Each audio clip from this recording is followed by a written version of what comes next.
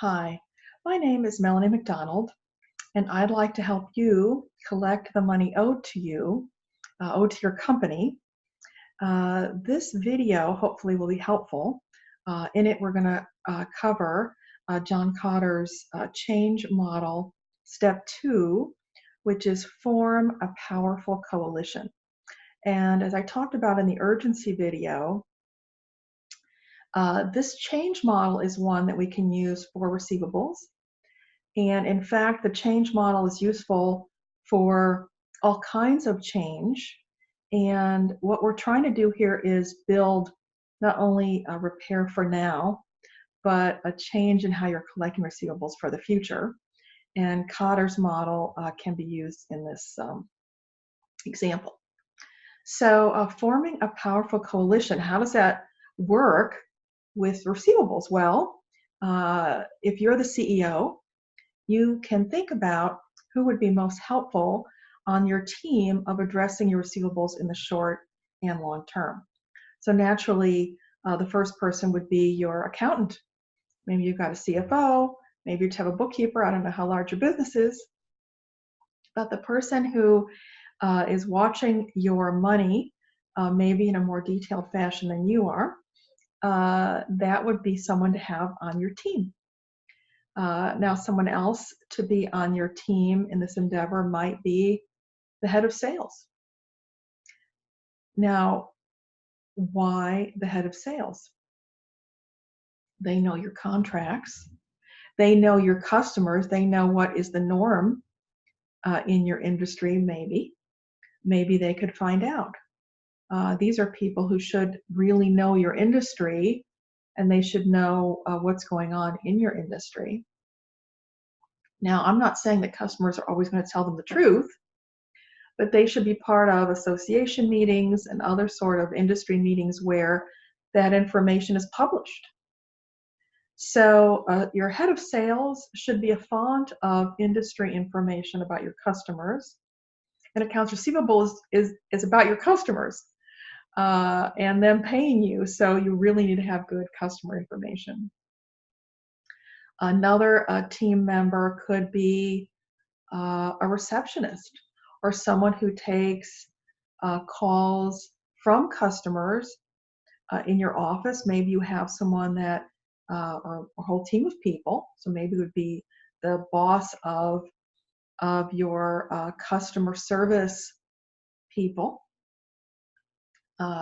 So that might be another one.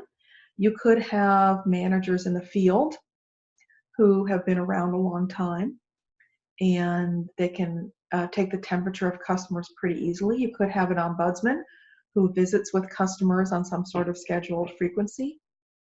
So you can see that your team might be a wide variety of people in your organization. You can also choose to have on your team someone from the customer side, one of your customers whom you maybe know very well, and you could say, we're having trouble collecting money. We're trying to figure out why. We've caught up on where we are, but this keeps being a problem. We'd like your input. So there are different ways to put together a team, and really only you can decide what team is going to be helpful. And I think in putting together a team, one of the things you can say to them is, we're going to have this team together for maybe 4 months. And here's what we're trying to achieve. We want to fix our long-term receivables problems. So this is going to be a working group. We want to look at where we are now, what we can do quickly. And you've got some ideas about that, but maybe other people do too. And then we also want to plan into our organization how we're going to not get into this situation going forward. So it's a working group. They know how long it's going to last, and they can really put their thoughts to that. And then again, you've already set the urgency for it. You've arranged a meeting in the very near future. You've said what the issue is, the overall issue, and what you're trying to accomplish, so the group knows what it's about. And we're going to go into more detail, but you're going to send out your invitations to your group, and you may have people who say, I'm not really sure I can participate because I've already got these other things going on, And you may have to talk with them about, again, the urgency. Maybe there's something else that they can not do for a while. And you're the only one really who can have that conversation with them so they know it's okay if they don't work on another project for a while in order to participate in this. So you may have to clear some calendar, not only for yourself, but for other people. And that is part of urgency. If you're unwilling to help them clear calendar, then you're not really being sincere.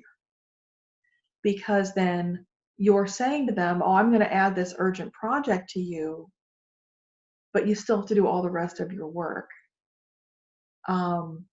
So how important is this project then? Like that doesn't seem to be real. And our employees understand when we're going to say this is urgent and we're going to clear calendar for you, that those two things together make it very real.